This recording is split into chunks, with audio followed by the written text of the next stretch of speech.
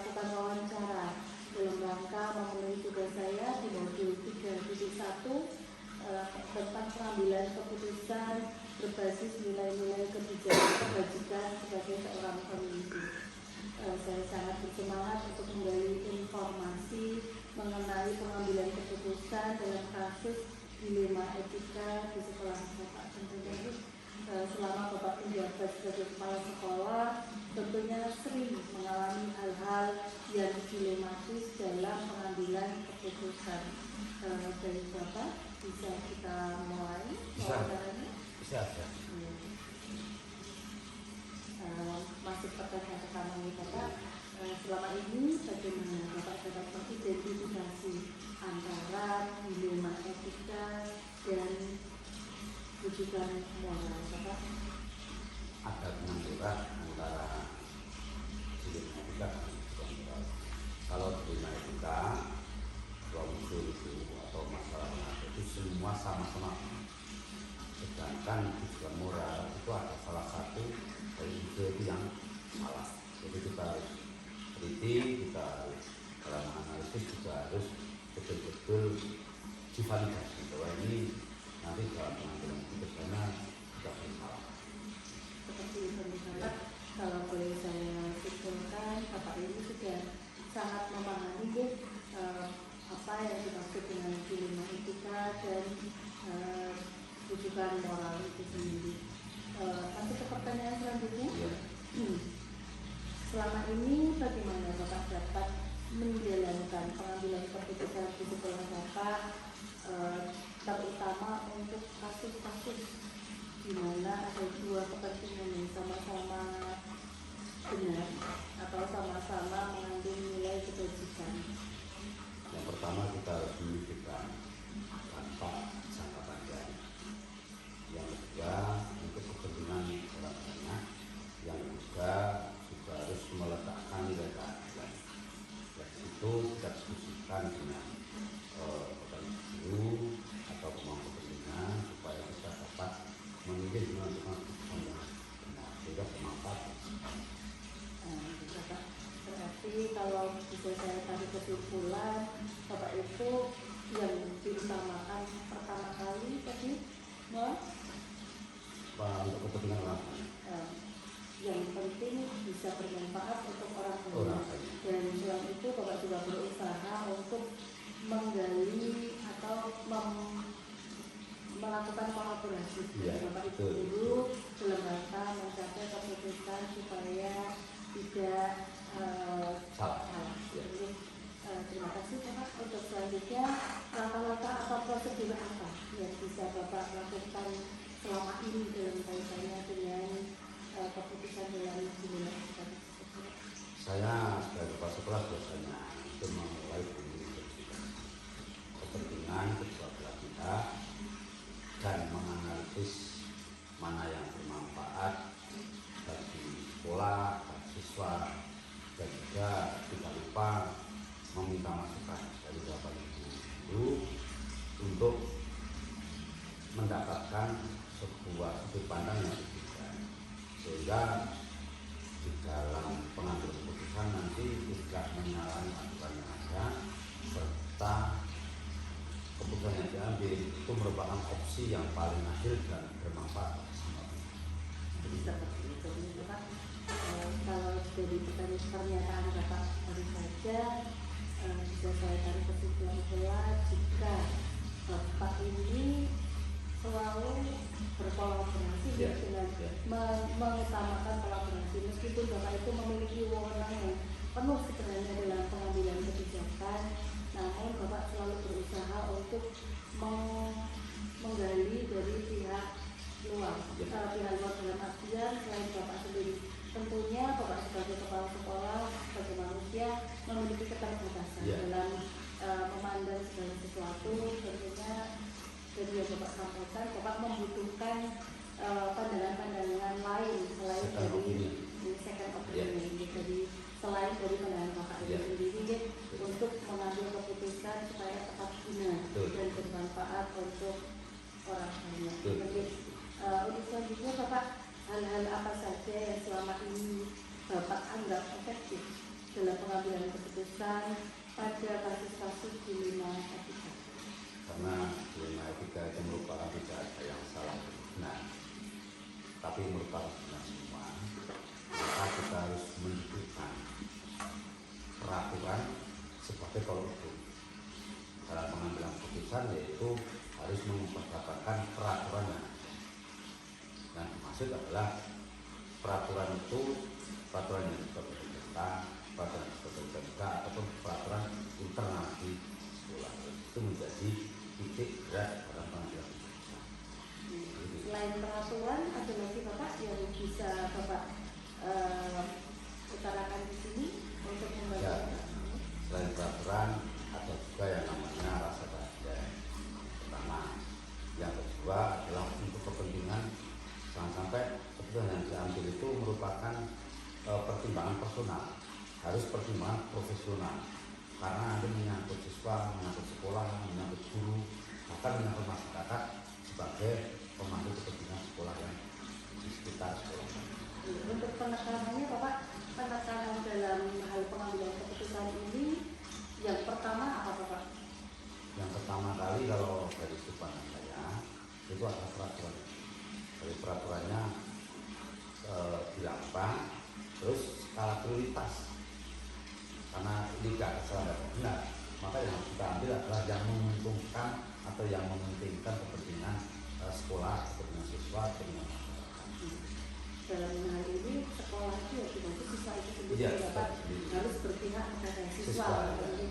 Ya, terima kasih. Untuk selanjutnya nih Bapak, apakah Bapak memiliki sebuah tata kelola atau jadwal tertentu dalam kaitannya untuk penyelesaian dalam kasus dilema etika tersebut, atau memiliki sebuah jadwal untuk menyelesaikannya dalam bagaimana bentuk atau prosedur seperti apa yang Bapak jalankan?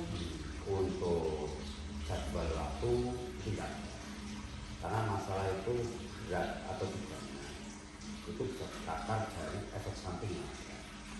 Berat itu di dalam membuat efek samping yang melebar kemana-mana. Akan tetapi dalam penyelesaian sebuah masalah, terutama dilema etika tadi, itu harus diselesaikan secepatnya.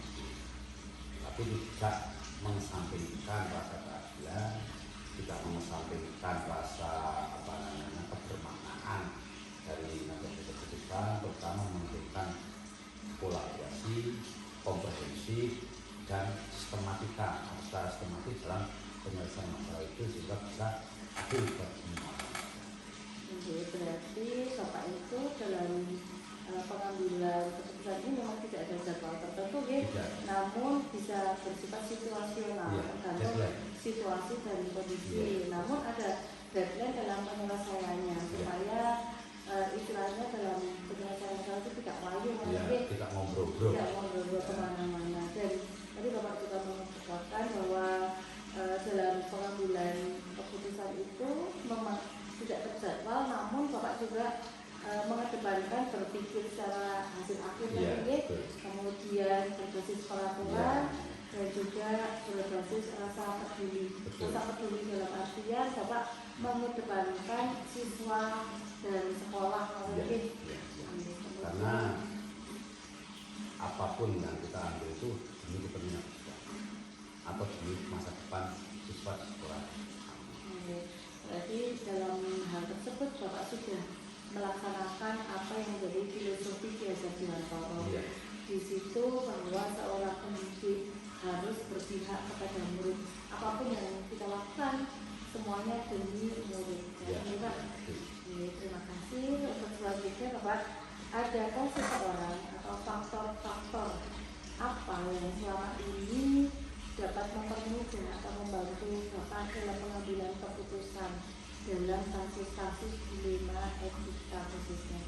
Jadi faktor-faktor yang jelas itu dari pengalaman karena dilema etika ini kan sering muncul, sehingga dari beberapa kasus lama-lama akan kita lebih tahu bagaimana cara mengambil keputusan. Yang kedua, teman-teman guru atau pakar atau apa namanya di dituakan. Orang yang dituakan dan yang jelas adalah orang yang berpengalaman. Berpengalaman dalam arti tuakan bisa ada pengalaman ke pikiran luas, punya wisdom atau kebijakan. Bisa dijadikan teladan. Nah, dijadikan teladan. Dan di samping itu juga kita di dalam pengambilan keputusan itu juga harus melihat situasi dan kondisi. Artinya bagaimana kondisi siswa, bagaimana kondisi guru, bagaimana kondisi saya pribadi. Artinya kekurangan atau kelebihan literasi saya. Literasi itu ilmu yang saya serap dari berbagai macam sumber, itu bisa mempengaruhi hasil keputusan saya. Sehingga keputusan itu nantinya sangat berpengaruh, jangan sampai merugikan. Sehingga lingkungan itu sangat mempengaruhi pengambilan keputusan atau decision makernya itu harus pas. Jika bisa saya sedikit menyimpulkan, Bapak, mohon koreksi jika salah.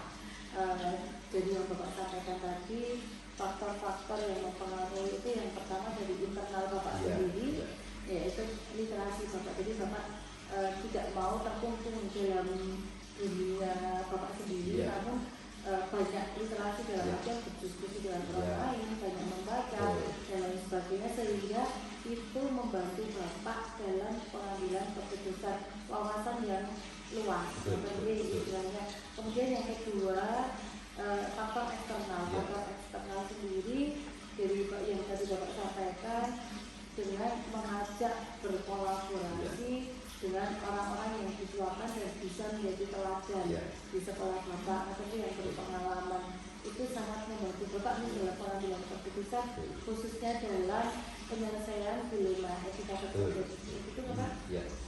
Untuk selanjutnya ini Bapak, pertanyaan terakhir.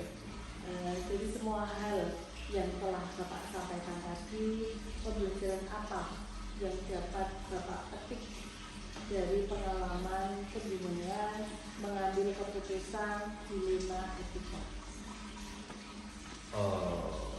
Dari pengambilan keputusan dilema etika itu kita harus belajar bahwa mengambil keputusan itu harus secara sistematis, komprehensif, bahkan tidak boleh gagal. Artinya kita harus mendengarkan second opinion atau pendapat orang luar, orang sekitar kita, yaitu Bapak Ibu guru, di mana nanti keputusan yang dihasilkan itu berkeadilan dan bermanfaat bagi semua pihak.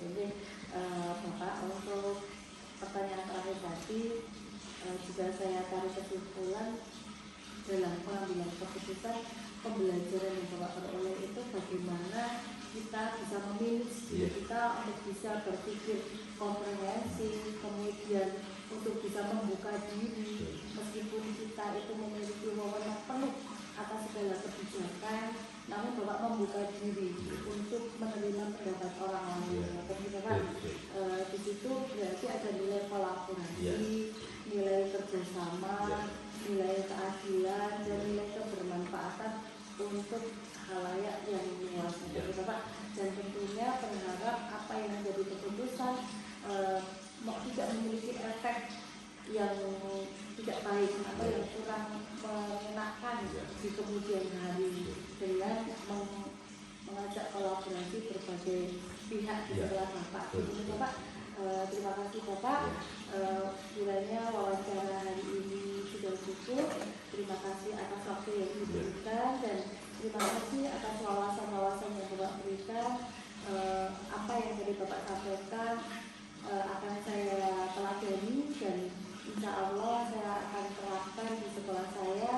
Kemudian semoga Bapak lancar ke depannya, sekolah Bapak semakin maju, dan apa yang sudah Bapak terapkan selama ini semakin berkembang dan terus Bapak terapkan, sehingga sekolah menjadi sekolah yang benar-benar mewujudkan filosofi diajak jalan tolong, sekolah yang berpihak kepada murid, murid nyaman sekolah, berangkat belajar senang, pulang bahagia dan mendapatkan ilmu yang bermanfaat. Bapak, kata singkatnya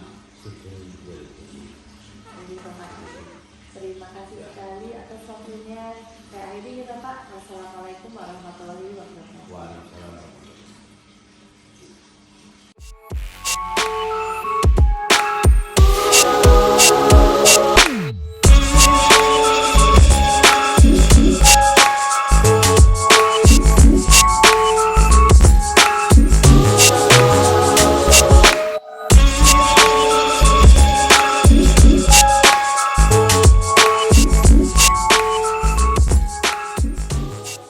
Assalamualaikum warahmatullahi wabarakatuh. Waalaikumsalam. Begitu. Di sini saya di ruangan ini tadi mendapati Ibu yang pangapunten terkait dengan tugas saya di modul 3.1 tentang dilema etika untuk menggali informasi dari beberapa kepala sekolah. Dan untuk hal ini saya ingin mewawancarai Ibu Dito tentang penerapan dilema etika yang sudah Ibu terapkan selama ini di SD Negeri 1 Kranjan.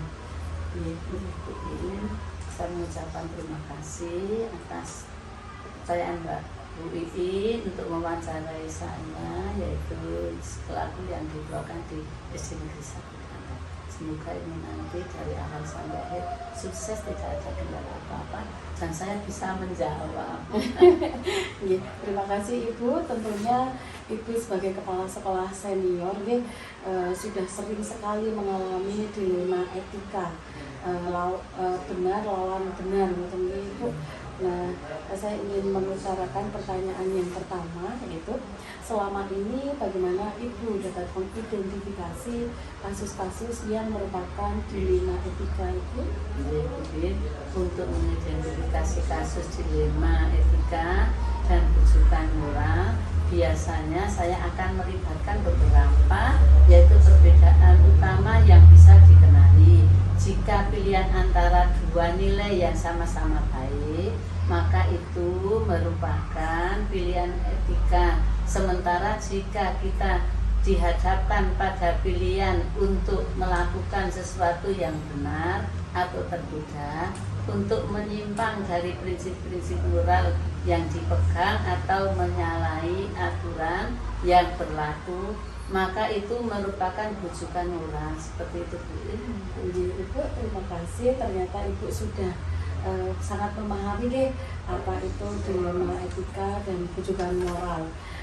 Sesuai pertanyaan yang pertama, untuk pertanyaan yang selanjutnya, selama ini bagaimana Ibu menjalankan keputusan di sekolah Ibu, terutama untuk kasus-kasus di mana ada dua kepentingan yang sama-sama benar atau yang sama-sama mengandung nilai kebajikan Ibu? Dalam pengambilan keputusan di sekolah, terutama ketika ada dua kepentingan yang sama-sama benar, saya akan menganalisis dampak jangka panjang dari setiap pilihan. Jadi semua kasus itu kan tidak sama, Bu In, maka saya akan mempertimbangkan dulu nilai keadilannya, tanggung jawab, dan kebaikan bagi semua pihak. Saya akan berdiskusi dulu dengan para pemandu kepentingan untuk mendapatkan masukannya, yaitu saya tidak secara langsung untuk memutuskan sendiri, tapi saya melibatkan dari Bapak dan Ibu guru yang lain, misalnya dari Bapak guru olahraga yang senior, Bapak Ibu guru agama yang mempunyai yaitu etika-etika, seperti itu. Jadi setelah itu nanti saya berusaha mengambil keputusan yang sejalan dengan prinsip moral yang lebih luas lagi. Seperti itu. Jika bisa saya tarik kesimpulan, ternyata meskipun Ibu ini memiliki otoritas yang penuh sebenarnya terhadap sekolah ini, tapi ternyata Ibu juga memanfaatkan atau menggali dari rekan-rekan, pendapat-pendapat dari rekan-rekan dan juga dari pemangku kepentingan di sini untuk memutuskan, sehingga dampak jangka panjangnya juga Ibu pertimbangkan supaya mendapatkan keputusan yang terbaik. Ngaten nggih Ibu ya? Ya, tidak memutuskan sendiri. Terima kasih Ibu. Untuk selanjutnya Ibu, langkah-langkah atau prosedur seperti apa yang biasa Ibu lakukan selama ini? Nah, di SD kami dalam pengambilan keputusan ini, saya biasanya memulai dengan mengidentifikasi kepentingan kedua belah pihak dan menganalisis manfaat serta dampaknya bagi sekolah dan siswa. Saya melibatkan guru untuk mendapatkan beberapa pandangan lain, yaitu guru misalnya anak yang kelas 1 yang seperti apa. Nah, saya tanyakan dulu anak yang guru kelas 1. Setelah nanti guru kelas 1 juga akan dibantu dengan Bapak Ibu guru yang lain. Setelah itu Bu In, saya juga mempertimbangkan aturan dan kebijakan yang ada. Jadi saya tidak meninggalkan dari aturan-aturan di SD kita, karena SD kita juga ada aturan dari untuk siswa, peraturan untuk siswa dan untuk guru. Lalu juga kita memilih opsi yang dirasa paling adil dan bermanfaat bagi semua pihak. Kalau boleh saya tarik kesimpulan tentang langkah-langkah Ibu ini, ternyata pada fokusnya adalah mewadahi keadilan ke semua pihak. Semua pihak bisa terpuaskan atau semua pihak bisa merasa senang dengan keputusan itu, tidak terbebani dengan hal-hal lain yang mungkin. Untuk selanjutnya Ibu, hal-hal apa saja yang selama ini Ibu anggap efektif untuk pengambilan keputusan pada kasus-kasus dilema etika? Selama ini hal yang saya anggap efektif dalam pengambilan keputusan dilema etika adalah berdiskusi, mendiskusikan terlebih dahulu masalah dengan para guru. Jadi setiap ada masalah saya tidak akan meninggalkan dari Bapak dan Ibu guru. Kita tetap bermusyawarah, menganalisis dampak dari tiap pilihan dan fokus pada apa yang ada paling bermanfaat bagi siswa. Jadi kita mengambilnya itu tidak harus saya sendiri tidak, tapi saya tetap melibatkan Bapak Ibu guru untuk apa yang terbaik untuk siswa. Berarti menurut Ibu yang paling efektif adalah diskusi dengan para guru, yang tentunya para guru ini lebih paham Ibu tentang karakteristik anak, kemudian kondisi di kelasnya masing-masing kayak gitu Ibu, sehingga Ibu tidak pernah mengambil keputusan sendiri, istilahnya mengambil keputusan dengan berdiskusi dengan yang lebih tahu. Mungkin Ibu anggap lebih tahu, lebih paham tentang masalahnya, tentang lingkungannya dan lain sebagainya. Dan selain itu Ibu juga dalam mengambil keputusan ini yang menjadi fokus Ibu adalah anak kesiswanya seperti berarti sudah sesuai dengan pendidikan menurut Ki Hajar Dewantara, bahwa pendidikan harus berpusat kepada anak. Termasuk Ibu dalam menjalankan dilema etika juga sudah berpusat kepada anak ini dengan banyak pertimbangan. Tidak meskipun Ibu memiliki wewenang penuh, tapi Ibu tetap mempertimbangkan dari segala aspek untuk pengambilan keputusan itu.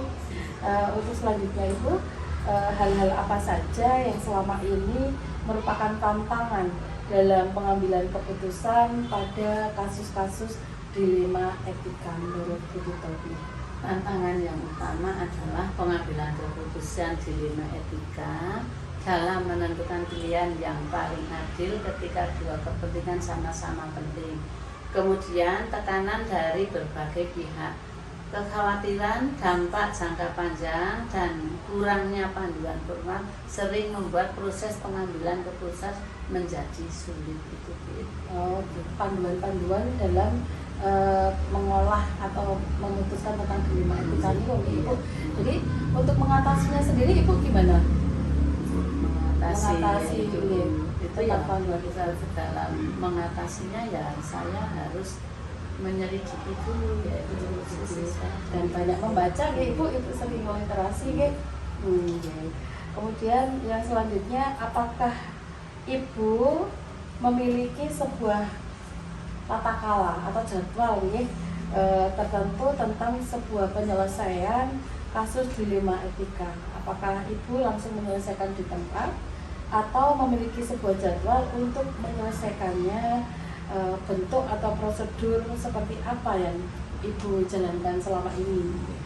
Saya biasanya menyelesaikannya dilema etika secara langsung di tempat.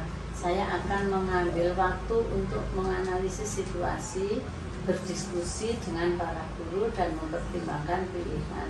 Jadi saya tetap punya jadwal tulis, tetapi di sini jadwal ini ya tidak saya patok, maksudnya ini seperti ini tidak. Tapi kalau tidak ada jadwal ya kita tidak punya program kalau tidak berjalan. Tapi saya mencoba menyelesaikan kasus secara secepat mungkin tanpa mengorbankan kualitas keputusan. Jadi di sini kalau ada memang yang paling penting, yang mendesak ya, walaupun pasti tidak ada jadwal ya tetap saya putuskan. Tapi jadwal tetap ada. Berarti Ibu tetap memiliki jadwal tata kelola tentang pengambilan keputusan dilema etika, tetapi Ibu juga bertindak situasional, itu tergantung dari kasus-kasus yang Ibu hadapi. Jadi kalau misalnya kasus itu harus segera diputuskan tanpa harus menunggu jadwal pun tidak apa-apa, tetap diskusi tetap diutamakan, katanya Ibu. Kemudian yang selanjutnya, adakah seseorang atau faktor-faktor yang selama ini mempermudah Ibu atau membantu Ibu dalam pengambilan keputusan dalam kasus-kasus dilema etika? Selama ini Bulin, saya banyak terbantu oleh masukan dari rekan kerja. Jadi di sini saya tidak menguasai, tidak berjalan sendiri, tetap saya yaitu meminta bantuan kepada Bapak Ibu guru yang lain, terutama guru-guru yang senior. Masukan dari para guru membantu saya melihat sudut pandang berbeda. Misalnya pandang saya seperti ini, yang itu seperti itu. Nah, selain itu aturan sekolah dan kebijakan pemerintah juga menjadi panduan yang mempermudah proses pengambilan keputusan dalam menghadapi dilema etika. Jadi di sini saya tidak sendiri dalam pengambilan itu, terutama ya pengambilan di dalam kelas atau mana ya saya selidiki dulu, saya tanya dulu di guru kelas, kemudian kalau sudah guru kelas biasanya yang sering itu menghadapi, kalau yang untuk etika dan sebagainya itu dari Bapak Guru olahraga dan dari Bapak Ibu guru agama, itu yang sangat mendukung sekali di dalam moral dan di dalam sopan santun siswa. Ibu, terima kasih sekali. Untuk selanjutnya itu ini pertanyaan terakhir, dari mana hal yang telah disampaikan, pembelajaran apa dari tadi semua hal yang sudah disampaikan, pembelajaran apa yang dapat Ibu petik dari pengalaman Ibu dalam mengambil keputusan dilema etika? Dari pengalaman saya, yaitu pembelajaran utama adalah pentingnya melibatkan guru untuk mendapatkan masukan yang lebih luas. Jadi jangan sekali-sekali seorang kepala sekolah itu bertindak sendiri tanpa melibatkan Bapak Ibu guru. Saya tetap selalu melibatkan Bapak Ibu guru dalam pengambilan keputusan, mengambil waktu untuk menganalisis situasi sebelum membuat keputusan juga sangat membantu sekali. Selain itu, saya belajar bahwa keputusan yang baik harus mengutamakan kepentingan siswa dan harus sesuai dengan aturan yang ada. Meskipun kadang sulit untuk memuaskan semua pihak, mengambil keputusan dengan hati-hati lebih baik daripada kita mengambil secara terburu-buru. Jadi dalam pengambilan keputusan tidak harus selesai hari ini, tapi kita juga harus selalu menyelidiki dulu, tanya-tanya dulu, jadi tidak langsung terburu-buru kita mengambil keputusan tersebut. Ya, terima kasih Ibu. Jika bisa saya simpulkan di sini, Ibu sudah sangat menguasai dan dalam mengimplementasikan di 5 etika ini Ibu sudah memiliki trik-trik yang jitu untuk menyelesaikannya, tapi saya mendengar dari Ibu bahwasanya Ibu mengutamakan kolaborasi dari pihak-pihak yang ada di sekolah ini untuk membantu dalam penyelesaian di 5 etika. Dan untuk kepentingannya sendiri Ibu mengutamakan kepentingan murid. Jadi yang menjadi fokus utama di sini adalah murid, bagaimana hal itu menjadi yang terbaik untuk muridnya. Tentu Ibu, terima kasih sekali atas waktunya Ibu. Semoga saya bisa melaksanakan seperti yang Ibu sampaikan tadi, karena tentunya Ibu merupakan kepala sekolah senior, sudah bertahun-tahun di sini Ibu. Sebelum ini juga pernah di sekolah lain Ibu. Ya, tentunya di 5 etika ini tidak hanya dialami di sekolah ini, di sekolah terdahulu pun Ibu tentunya sudah mengalami. Makanya dari jawaban-jawaban Ibu tadi sangat menginspirasi buat saya. Terima kasih Ibu atas waktunya. Semoga dilancarkan kegiatan Ibu ke depan, Ibu diberi kesehatan, dan apa yang menjadi program-program Ibu ke depan diberi kelancaran dan kemudahan oleh Allah Subhanahu wa Ta'ala. Terima kasih atas waktunya. Terima kasih Bin, sama-sama. Dan kami juga minta maaf apa jawaban dari saya nanti kurang puas. Saya minta maaf yang setulus-tulusnya. Sudah sangat memuaskan Ibu. Terima kasih. Saya akhiri. Assalamualaikum warahmatullahi wabarakatuh. Waalaikumsalam warahmatullahi wabarakatuh.